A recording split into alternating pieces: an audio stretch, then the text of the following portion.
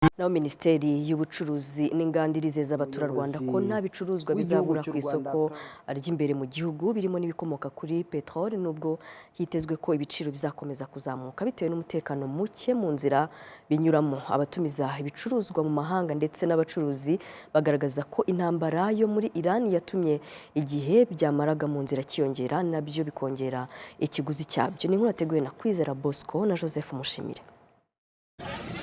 Au cœur de la nuit.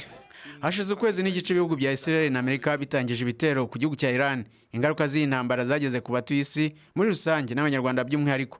Abatanga serivisi z'ubwikorezi bw'ibicuruzwa byoherezwa n'ibiva amahanga nabo bavuga ko ikiguzi cy'ubwikorezi cyazamutse. Ibiciro by'ubwishingizi nabyo birazamurwa ndetse n'iminsi ibicuruzwa byamaraga mu nzira iriyongera cyane. Umukiriya akaza akakubwira ati ndashaka kuzana kontineri wenda 3, 5, 10 kuva mu Bushinwa n'urugero cyangwa kuva Dubai,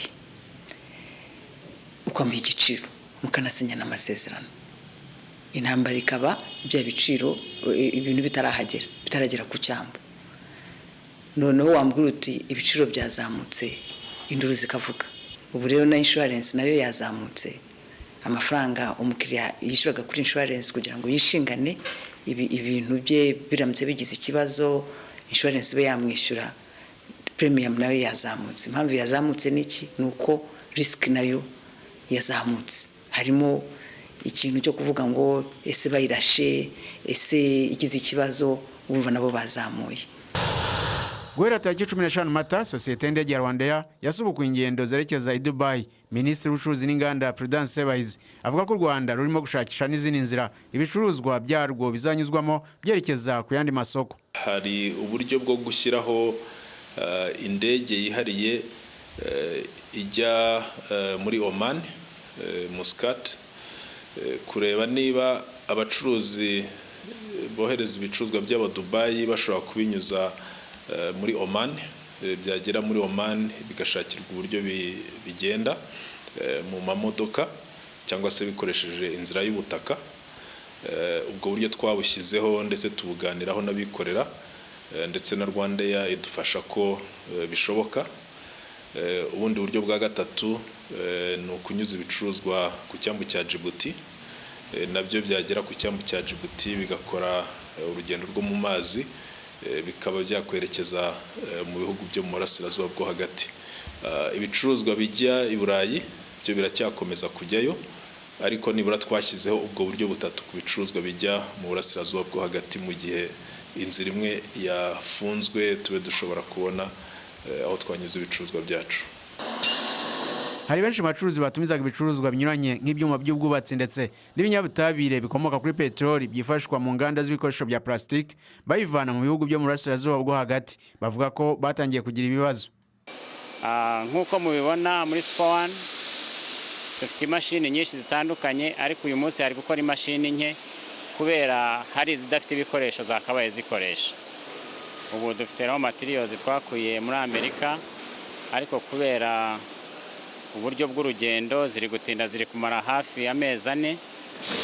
Dufite izo turi gushaka mu Bushinwa, nazo muravugana baguha quotation, bakaguha quotation itarenza amasaha 28.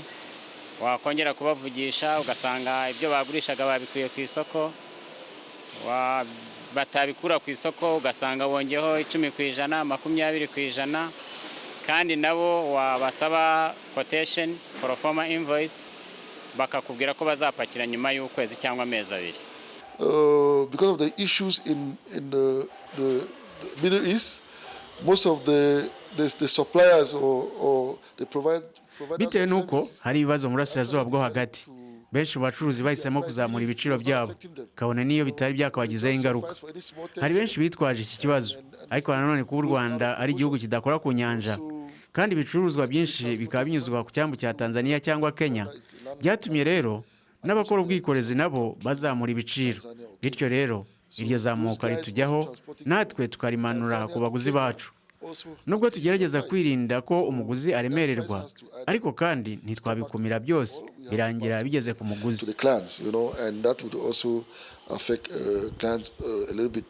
Minisitiri w'Ubucuruzi n'Inganda Prudence Sebahizi avuga ko hakomeza kwitegwa izamuka ry'ibiciro, ariko akavuga ko leta irimo guharanira ko hatabaho ibura ry'ibicuruzwa muri rusange n'ibikomoka kuri peteroli by'umwihariko.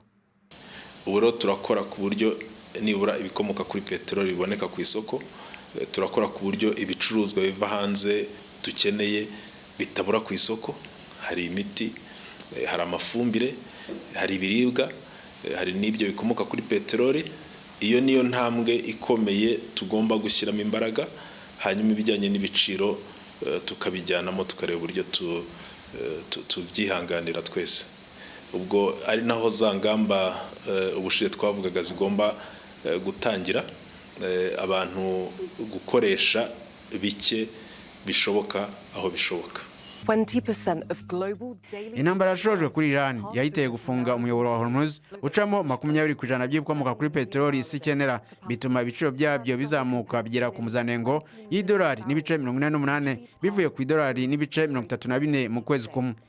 Iki gihugu kandi cyanagabye ibitero binyuranye ku bihugu bitandukanye u Rwanda rwoherezagamo cyangwa rukanyuzamo ibicuruzwa rutumiza.